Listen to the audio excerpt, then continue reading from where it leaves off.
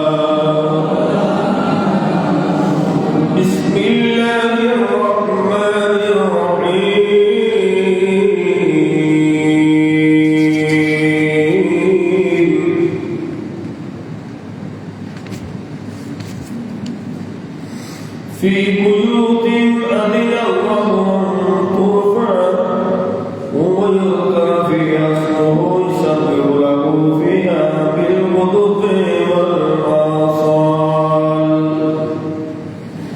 صدق الله العظيم وصدق رسوله النبي الكريم ونحن على ذلك لمن الشاهدين والشاكرين ربنا صل وسلم وبارك عليه সম্মানিত মুসল্লিয়ানে কেরাম মুরব্বিনের নাম আসসালামু আলাইকুম ওয়া রাহমাতুল্লাহি ওয়া বারাকাতুহু।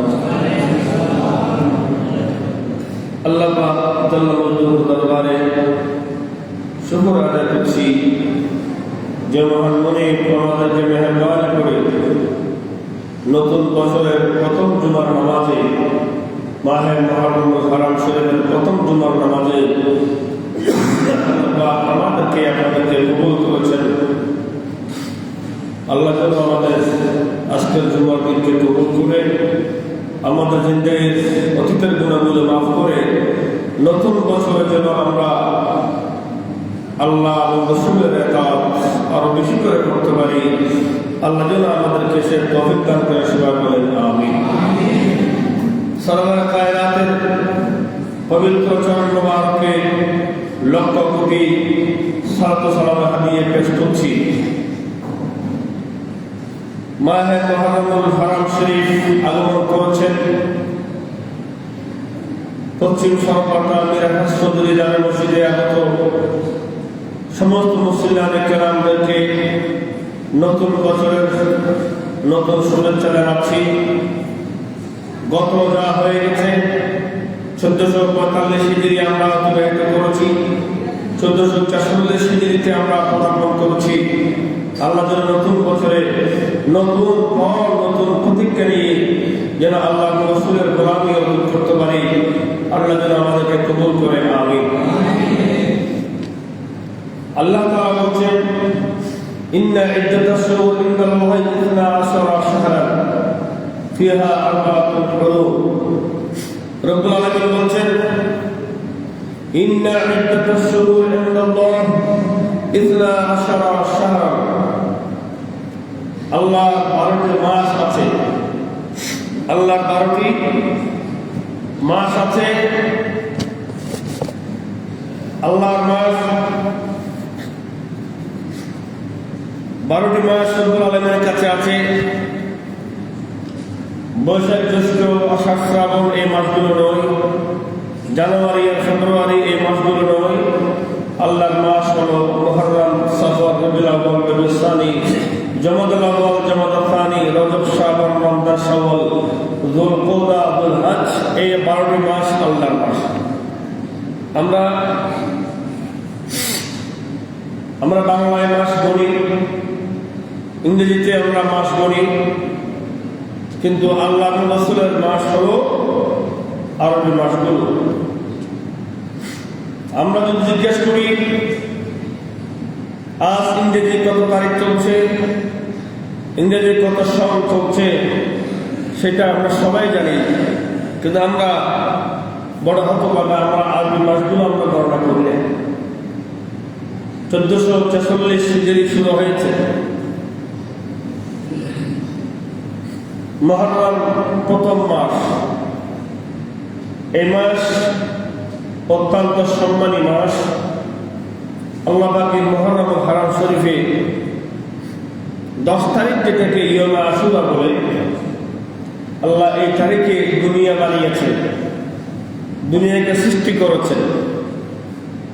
দুনিয়াতে প্রথম রহমতের বৃষ্টি এই 10 মুহররমের 10 তারিখ নাযিল হয়েছে, এবং এই মুহররমের 10 তারিখ আল্লাহ পাক এই দুনিয়াকে ধ্বংস করে আল্লাহ কিয়ামত কায়েম করবেন মুহররমের 10 তারিখে। সুবহানাল্লাহ। ঐতিহাসিকভাবে মুহররম মাসের অনেক গুরুত্ব আছে। ঐতিহাসিক দিক থেকে মুহররম মাস অত্যন্ত সম্মানী মাস, বুজুর্গ মাস। আল্লাহ পাক আল্লাহর বড় বড় নিয়ামত, আল্লাহর বড় বড় সৃষ্টি, আল্লাহ এই দুনিয়াতে অনেক বড় বড় ঘটনা এই মুহররম মাসের 10 তারিখে আল্লাহ ঘটিয়েছেন। আদম আলাইহিস সালামের জন্ম এই মুহররম 10 তারিখে। মুহররম 10 তারিখ নূহ আলাইহিস সালামের, আদম আলাইহিস সালাম 360 বছর আসমান থেকে, জান্নাত থেকে দুনিয়া এসে 360 বছর কান্নাকাটির পরে আরাফাতের ময়দানে মা হাওয়া ইসলামকে খুঁজে পেয়েছিলেন মুহররমের 10 তারিখে। এই মুহররমের অনেক অনেক ইতিহাস, ঐতিহাসিক প্রেক্ষাপট আছে। সব প্রেক্ষাপট মিলিয়ে 61 হিজরি সনে মুহররম মাসের 10 তারিখ নবীর পরিবার সপরিবারে খানে কাবা থেকে রওনা হয়ে কুফা যাওয়ার পথে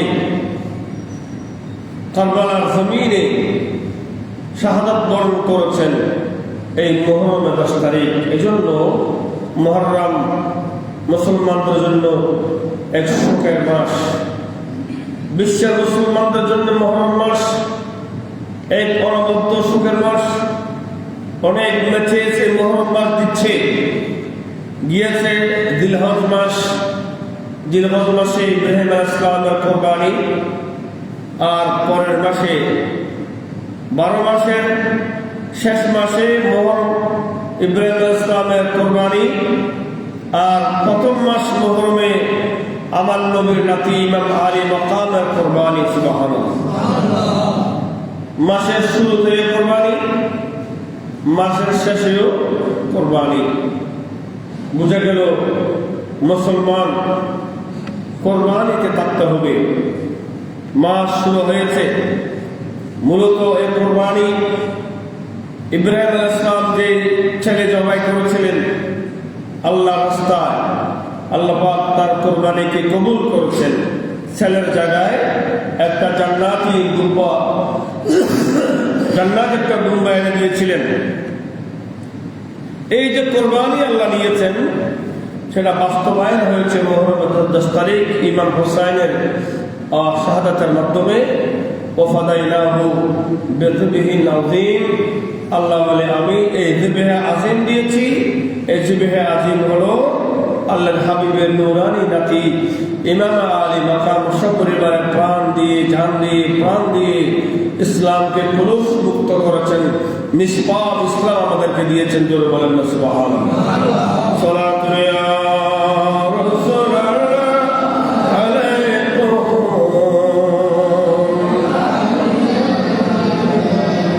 পৃথিবীর মানুষ মুহররমুল কারম শরীফ আগমন করছেন, নতুন বার্তা নিয়ে আসলেন। এই পৃথিবীর মানুষ আল্লাহর নবী, নুরুন নবী, হায়াতুন নবী আল্লাহর দরবারে ফরিয়াদ করলে, মুনি আমার কোন ছেলে সন্তান দুনিয়াতে নাই। আল্লাহর নবীর কোন ছেলে সন্তান দুনিয়াতে নাই। আল্লাহ আমার মেয়ের সন্তান ইমাম হোসেন দুনিয়ায় থাকবে, আল্লাহ তুমি তাকে বাঁচাও। আমার নবী সেই কথাটুকু বলেন নাই। আমার নবী বললেন আল্লাহ আমার হোসেনকে আপনি ধৈর্য ধরার ক্ষমতা দান করেন। জিবরাইল আমিন আসলেন নবীর কাছে, ইয়া রাসূলুল্লাহ, ইয়া হাবিবাল্লাহ, যে কোলে আপনি ইমাম হোসেনকে নিলেন, তাওয়াজ কমাও, সামনে কমাও, যে হোসেনকে আপনি কোলে নিয়ে আদর করছেন, নবী গো আমার আল্লাহ চাচ্ছেন আপনার এক কোলে নিজের সন্তান আছে। আর একটু ছোট কর, সালাতু ইয়া রাসূলুল্লাহ আলাইকুম। ঠিক আছে, আপকে ফুরকত নে মারা ইয়া নবী, দিল হুয়া গম সে দুপারা ইয়া নবী, সালাতু ইয়া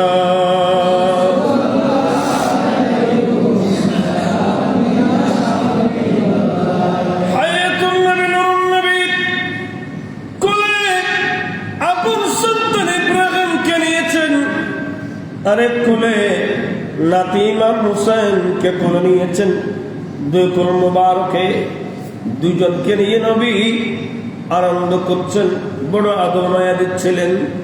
আমার রব্বুল আলামিন বললেন, ও জিবরাইল, আমার নবী এক কোলে আপনার সন্তানকে নিয়েছে, আর কোলে নাতিকে নিয়েছে। ও জিবরাইল, গিয়ে আমার নবীকে সালাম দাও না, আর আমার নবীকে বলে দাও দুইটা থেকে একটা আমি আল্লাহকে দিয়ে দিতে হবে। এক কোলে আপনার সন্তান আছে, আর কোলে নিজের নাতি আছে। জিবরাইল, একটু গিয়ে আমার নবীকে বলো দুইটা নবী রাখতে পারবেন না, একটা আমাকে দিয়ে ফেলতে হবে, আমি আল্লাহটা চাই। জিবরাইল আমিন আসলেন, আমার নবীকে সালাম দিলেন, ইয়া রাসূলুল্লাহ, আল্লাহ তাআলা বলছেন একটা দিয়ে দিতে হবে। আমার নবীজি চিন্তা করলেন, যদি আমি ইমাম হোসেনকে দিয়ে দিই, এই মুহূর্তে দুনিয়া থেকে চলে যায়, তাহলে আমি নবী কাঁদবো, ঠিক আছে, তবে আমার ফাতেমা কাঁদবে বেশি। যদি আমি আমার নিজের সন্তান ইব্রাহিমকে দিয়ে দিই, তাইলে আমি নবী কাঁদবো আমার সন্তানের জন্যে। আল্লাহ আমার হোসেনকে দিয়ে দিলে আমার ফাতেমা কাঁদবে। মুনি, আমি আল্লাহ আমার ফাতেমার কান্না সহ্য করতে পারবো না, সুতরাং হোসেনকে রাখলাম, আমি আমার ইব্রাহিমকে দিয়ে দিলাম। জোরে বলেন না সুবহানাল্লাহ। দেখেন, এক কোলে আপন ছেলে, আর এক কোলে নাতি, আল্লাহ একটা নিতে চাচ্ছেন। আল্লাহ নিজের সন্তানকে দিয়ে দিলেন আল্লাহ, আমি আপনাকে আমার সন্তানকে দিয়ে দিলাম, আমার ফাতেমা সন্তান আমি দেব না, যেহেতু আমার ফাতেমা কাঁদবে। আমি সবার কান্না সহ্য করতে পারলেও আমার ফাতেমার কান্না সহ্য করতে পারবো না। ফাতেমা তু বাদাতুম মিন্নি, আমার ফাতেমা আমি নবীর আমার কলেজার টুকরা। জোরে বলেন না সুবহানাল্লাহ। হযরত ইব্রাহিম রাদিয়াল্লাহু আনহু আমার রাসূল পাকের বেটা, আল্লাহ পাক ওনাকে নিয়ে নিলেন। এবার আছে ইমাম হোসাইন আছে। একদিন আমার নবীর কোলে ইমাম হোসাইন আছেন। জিবরাইল আমিন আসলেন, ইয়া রাসূলুল্লাহ ইন্নাল্লাহ ইয়াকুলিকা সালাম, আল্লাহ পাক আপনাকে সালাম দিয়েছেন। জিবরাইল আমিন বললেন, আপনার এই হোসাইন আপনার নাতি, এই হোসাইনকে জালেমরা আপনার উম্মতে কলমা পড়ুয়া মুসলমান, নামাজ পড়ে, মুখে দাড়ি আছে, মাথায় টুপি আছে, নামাজ থাকবে, জামাত থাকবে, জুমা পড়বে, ঈদের নামাজ পড়বে, তাহাজ্জুদের নামাজ পড়বে, সব ঠিক আছে। একদল মুনাফিক, নামাজি মুনাফিক আপনার ইমাম হোসাইনকে শহীদ করে দিবে। জোরে বলেন না নাউজুবিল্লাহ। জিবরাইল আমিন আমার নবীর কাছে একটা কিছু তুরবাতুন মিন তুরাবে করবে বলা, ওই কারবালার কিছু মাটি এনে দিলেন। নবী গো, এই মাটিগুলো আপনি রাখেন, লম্মা রাইতা, যখন আপনি দেখবেন এই মাটিগুলো মাটি থেকে রক্ত হয়ে যাবে, সেদিন আপনার উম্মতের জালেমরা আপনার নাতি হুসাইনকে শাহাদাত বরণ করাই দিবে, ওনাকে কতল করবে। আমার নবী ওজোর নয়নে কাঁদলেন। আমার নবী কাঁদার পরে আল্লাহর হাবিব দোয়া করছেন, আল্লাহুম্মা, আয় আল্লাহ, আতিল হুসাইনা, আপনি আমার হুসাইনকে দান করেন সবরান ওয়া আজরান। আল্লাহ, তুমি আমার হুসাইনকে সেদিন কারবালার জমিনে যখন জালেমরা আমার হুসাইনের সামনে আলী আকবরকে শহীদ করে দিবে, আলী আকবরকে শহীদ করে দিবে, কাসেম বিন হাসানকে শহীদ করে দিবে, আয় আল্লাহ, তুমি তখন আমার হুসাইনকে আল্লাহ তুমি ধৈর্য ধরার ক্ষমতা দান করো। নবী যদি দোয়া করতেন, আল্লাহ তুমি আমার হুসাইনকে বাঁচাও, তখন পৃথিবীর কোন শক্তি ইমাম হুসাইনের একটা শরীর মোবারকের একটা পশমও কাটতে পারত যদি নবী দোয়া করতেন। আরে ভাই, যেই নবী দোয়া করতে হয় না, আমার নবী মনে মনে খেয়াল করলেই তো হয়ে যায়। ইশারা করলে চন্দ্র দু টুকরা হয়, ডুবন্ত সূর্য আবার উঠে যায়। সেই নবী দোয়া করলে ইমাম আলী মাকামের একটা পশম কেউ চিনতে পারত না। কিন্তু আমার নবী, হায়াতুল নবী, নূরুন নবী, ইলমে গায়েবের মাধ্যমে আমার নবী এটা জেনে নিলেন যে আমি নবী চলে যাব। আমি চলে যাওয়ার 51 বছর পরে, 50 বছর পরে আমার হোসেনকে যারা শহীদ করবে, এরা মুসলমান বেশদারি মুনাফিক হবে। মুসলমান বেশদারি, নামে থাকবে মুসলমান, নামাজ পড়বে মানুষকে দেখার জন্য, এক্স্যাক্টলি তাদের বাহ্যিক আবরণে তাদেরকে মুসলমান মনে হলেও মূলত তারা মুসলমান হবে না। এই মুনাফিক থেকে ইসলামকে বাঁচার জন্য আমার হুসাইনের রক্তের প্রয়োজন। জোরে বলেন না সুবহানাল্লাহ। মূলত এটাই কথা। হুসাইন, আল্লাহ তুমি আমার হুসাইনকে সবর দান করবে, সবর দিবে। সেই বিপদের সময় আমার হুসাইন যেন আল্লাহ ধৈর্য হারা না হয়। যেটা দরকার আমার নবী সে দোয়াটি করেছেন সুবহানাল্লাহ।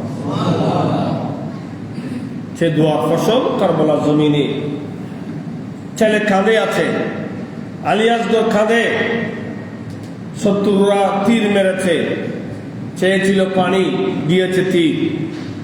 পানি চেয়েছে 1 চল্লি পানি দাও, জালেমরা বললেন, ইয়া জাইশা ইয়া হুসাইন ইরফা ইবনাক, তোমার ছেলে কিন্তু তুলো, আমরা তোমার ছেলেকে দেখব। ইমাম আলী মাকাম যখন ছেলে আলী আসগরকে তুলে দেখালেন, দেখো আমার এই সন্তান মাত্র 6 মাস বয়স হয়েছে, এখনো আমাকে বাবা ডাকে নাই, এখনো কথা বলতে পারে না, পানির পিপাসায় কাতর হয়ে গেছে, এক ফোঁটা পানি দাও। পানি চেয়েছে, জালেমরা এমন তীর মারলো, পানি চেয়েছে, তীর মেরেছে, কন্টনা দিয়ে তীর ঢুকে পেছনে বের হয়ে গেছে। ইমাম আলী মাকাম তখন ধৈর্যহারা হয় নাই। সুবহানাল্লাহ।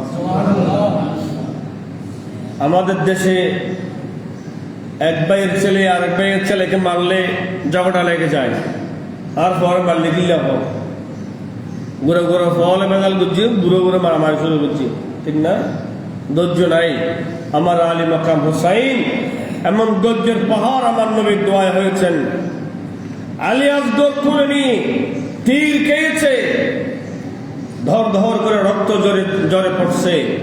ইমাম আলী মাকাম রক্তের নিচে হাত বসাই দিলেন, এক মুষ্টি এরকম 41 ব্লাড নিয়ে আল্লাহর দিকে উপর দিকে নিক্ষেপ করলেন। মুনিব, আল্লাহ কোরবান আসলে 1 বছরের ছাগল কোরবানি দে, 2 বছরের গরু কোরবানি হ, 3 বছরের ওট কোরবানি হ। মুনিব, আমার আলী আসগর বয়স 1 বছরও হয় নাই, 1 বছরও হয় নাই। আল্লাহ, আমি তোমার ইসলামের জন্য, তোমার নবীর দিন ধর্ম কায়েম রাখার জন্য আমি হুসাইন আমার ছেলে 6 মাসের আলী আসগরকে কোরবান দিলাম। জোরে বলেন না সুবহানাল্লাহ। আল্লামা নিজামুদ্দিন মাহবুব ইলাহি উনি যে কিতাবটা লিখেছেন রাহাতুল কুলুব, ওখানে বলেছেন সূর্য ওঠার সময় যে লাল বর্ণ রক্তের লাল বর্ণ ধারণ হয়, সূর্য ডুবার সময়ও লাল বর্ণ ধারণ করে। বলে এই লাল জিনিসটা আগে ছিল না। যেদিন ইমাম হুসাইন আলী আসগরের রক্ত মুবারক উপরে নিক্ষেপ করেছেন, আল্লাহ পাক আলী আসগরের রক্তগুলোকে সংরক্ষণ করে রেখে দিয়েছেন। সূর্য ওঠার সময় আর ডুবার সময় ওই লাল বর্ণ সূর্য ধারণ করে বারবার আমাদেরকে জানান দিচ্ছে, পৃথিবীর মানুষ তোমার কাছে মুনাফিক যাবে, বেঈমান যাবে, ঈমান নষ্ট করার জন্য চেষ্টা করবে, সাবধান। সূর্য বলে দিচ্ছে, আমি ওঠার সময় আলী আসগরের রক্ত তোমাদেরকে দেখাই দিচ্ছি, জান দিবে, প্রাণ দিবে, মুনাফিকের হাতে তোমরা হাত দিতে পারো না। জোরে বলেন না সুবহানাল্লাহ। সেদিন থেকে সূর্য লাল বর্ণ ধারণ করেছে। সূর্য ডুবার সময় জানান দেয়, আমি ডুবে যাচ্ছি, আলী আসগর রক্তের কথা মনে রাখবা, মুনাফিকের সামনে মাথা নত করবা না, বেঈমানের সামনে মাথা নত করবা না।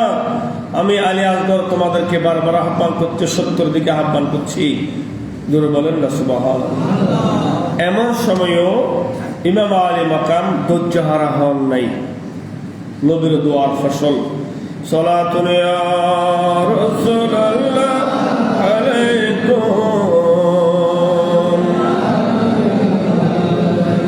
কান্নাইতু গীদু গীদ তেরি শাহাদাতু আয় হুসাইন তো না হোতা তু না রহে যা তি সদাকতু আয় হুসাইন সালাতুন ইয়া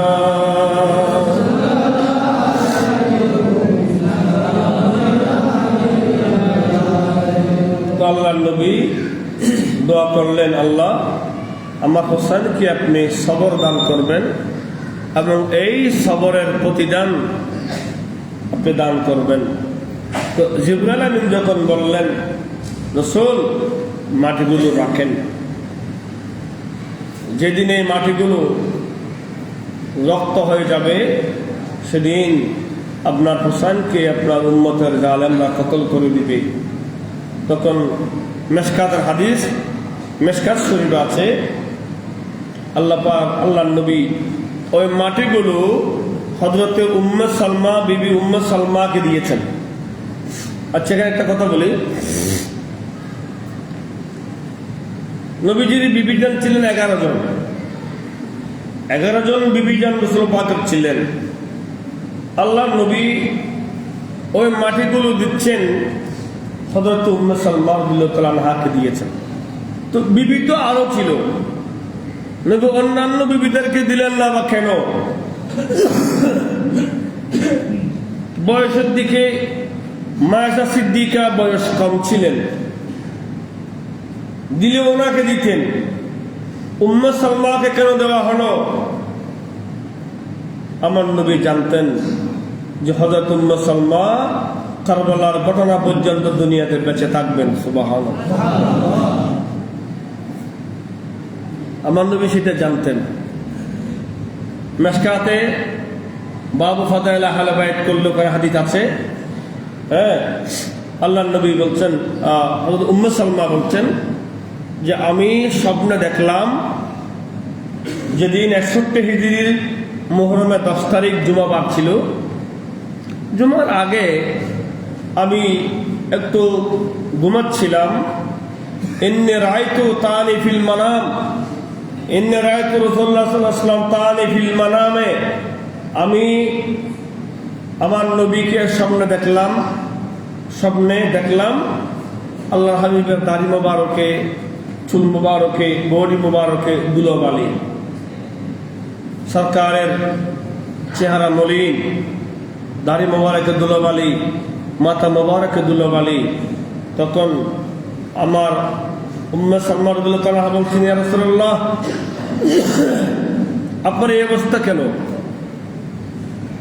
আপনার দাড়ি মোবারকে ধুলোবালি দেখা যাচ্ছে, আপনার গোটা বডি মোবারকে ধুলোবালি দেখা যাচ্ছে, ইয়া রাসূলুল্লাহ, আপনার এই অবস্থা কেন? আমার নবীজি বলছেন, উম্মে সালমা, আমার যে দাড়ি মোবারকে ধুলোবালি, আমার যে বডি মোবারকে ধুলোবালি, এই ধুলোবালি কোনো আমার রওজা মোবারকের নয়, এই ধুলোবালি হলো কারবালার জমিনের ধুলোবালি। হাদিসটা মিশকাতের ভিতর আছে। উম্মে সালমা, ইন্নী শাহিদতু কতলাল হুসাইনি আনিফা, এই উম্মে সালমা, এই মাত্র জালেম আমার হোসেনকে শহীদ করে দিয়েছে। আমার ইমাম হোসেন যখন গোটা বড়ি, যখন মাথা থেকে বড়ি আলাদা করা হয়েছে, আমার হোসেনের যখন বড়ি যখন কারবালার জমিনে যখন গড়াগড়ি করছিলেন, আমি নুরুন নবী রওজায়ে মুবারক থেকে গিয়ে আমি হোসেনের বড়ি মুবারককে আমি নবী কোলে নিয়ে হোসেনের সাথে আমি নবী কারবালার জমিনে গড়াগড়ি দিয়েছি বিদায় আমার বড়িতে কারবালার ধুলোবালি লেগেছে। জোরে বলেন না সুবহানাল্লাহ। এই হাদিস থেকে সারিহীন কেরামরা একটা মাসলা ইস্তেমবাদ করেছেন, বলে আল্লাহ রাস্তায় যত মানুষ শহীদ হয়, উহুদ, খন্দক, বদর যত যুদ্ধ হয়েছে, আল্লাহ রাস্তায় যারা শাহাদাত বরণ করে তারা শহীদ হওয়ার সময় শুহুদ বিল মালায়েকা হয়। কোন শহীদ হওয়ার সময় আল্লাহর আরশ থেকে আল্লাহ পাক আরশের ফেরেশতা পাঠিয়ে, রহমতের ফেরেশতা পাঠিয়ে তা ওনাকে ইস্তেকবাল জানায়, শুহুদ বিল মালায়েকা হয়। আর হুসাইন একমাত্র শহীদ যিনার শাহাদাতের সময় আমার নবী উপস্থিত ছিলেন। জোরে বলেন না সুবহানাল্লাহ। নবী রাসূল পাক বলেছেন, ইন্নী শাহিদতু কতলাল হুসাইনি আনিফা, এই মাত্র আমার উপস্থিতিতে আমার হোসেনকে শহীদ করা হয়েছে, আমি রাসূল কারবালার জমিনে ছিলাম। জোরে বলেন না সুবহানাল্লাহ। আমার নবী মাটিগুলো রেখেছেন, কাকে দিয়েছিলেন? উম্মে সালমাকে। উম্মে সালমা বলছেন, আমি ঘুরতে ঘুরতে তাড়াতাড়ি ওই রাসূল পাকের দেওয়া মাটিগুলো আমি একটা বোতলে রেখেছিলাম, বোতলে, কাচের বোতলে। তখন দেখলাম যে তাহওয়ালাত হাদিহি তুরবাতু দামান, দেখলাম মাটিগুলো রক্ত হয়ে গেছে। জোরে বলেন না সুবহানাল্লাহ। এই কারবালার ঘটনা ইনশাআল্লাহ জুমায় আমরা চেষ্টা করব কারবালার কিছু পাঠ আলোচনা করার জন্য। আজকের সারমর্ম হচ্ছে, আল্লাহর নবী যদি দোয়া করতেন, আমার নবীর দোয়া আল্লাহর দরবারে কবুল হয় না? কথা বলেন। নবীজি জবানে বলতে হয় না, মনে মনে চিন্তা করলে আল্লাহ পাক এটা কবুল করে নেয়। নবীজি মসজিদে যুল কিবলাতাইনে নামাজ আদায় করছেন, জোহরের নামাজ। মসজিদে যুল কিবলাতাইনে 2 রাকাত নামাজ পড়ছেন বাইতুল মুকাদ্দাসের দিকে। নবীজি মনে মনে খেয়াল করলেন, হ্যারে মন চাচ্ছে নামাজ খানে কাবার দিকে পড়তে। আল্লাহ পাক তখন বলছেন, জিব্রাইল যাও হওয়াল্লে ওয়াজহাকা শাতরুল মসজিদুল হারাম, আমার নবীকে বাকি 2 রাকাত নামাজ কাবার দিকে পড়তে বলো। জবানে উচ্চারণ করতে হয় না, নবীজির জবানে বলতে হয় না, রাসূল পাক সাল্লাল্লাহু আলাইহি ওয়াসাল্লাম মনে মনে খেয়াল করলে আল্লাহ সেটাকে বাস্তবায়ন করায়। তো আমার নবীজি দোয়া করতেন, আল্লাহ আমার হোসেনকে তুমি বাঁচাও। তাহলে পৃথিবীর কোন শক্তি ইমাম হোসাইন রাদিয়াল্লাহু তাআলা আনহুর গলায় ছুরি চালাইতে পারত না। আমার নবীজি বরং দোয়া করছেন, আল্লাহ আল্লাহুম্মা আতিল হুসাইনা সাবরান ওয়া আজরান, আল্লাহ তুমি আমার হোসেনকে সবর দান করো এবং এই সবরের প্রতিদান দান করো। সবর ধারণ করেছেন কারবালার জমিনে। ইমাম হোসাইনের সামনে ওনার পরিবারের সকল সদস্য প্রাণ দিয়েছেন, একবারের জন্য ধৈর্যহারা হয় নাই। আমার নবী তো আজরে বলেন না সুবহানাল্লাহ। তো আজর কি? এটার পুরস্কার আল্লাহ কি দিবেন? কিয়ামতের ময়দানে ইমাম আলী মাকাম যে কারবালার জমিনে নামাজ অবস্থায় শহীদ হয়েছেন। কি অবস্থায়? নামাজ অবস্থায়।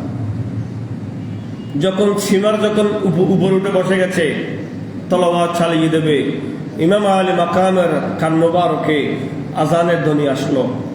ইমাম হোসেন বলছেন, সীমা একটু থামো, আমার কানে আজান আসছে, আমি আজান শুনেছি।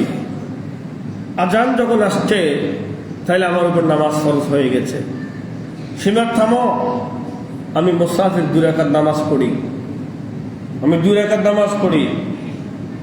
অথচ যে সীমা ইমাম আলী মাকামের সিনের উপর বসে গিয়েছে তলোয়ার চালিয়ে দেওয়ার জন্য, ওই সীমার বিন দিল দৌসান সে কোরআনে হাফেজ ছিল, 30 পারা হাফেজ কোরআন ছিল।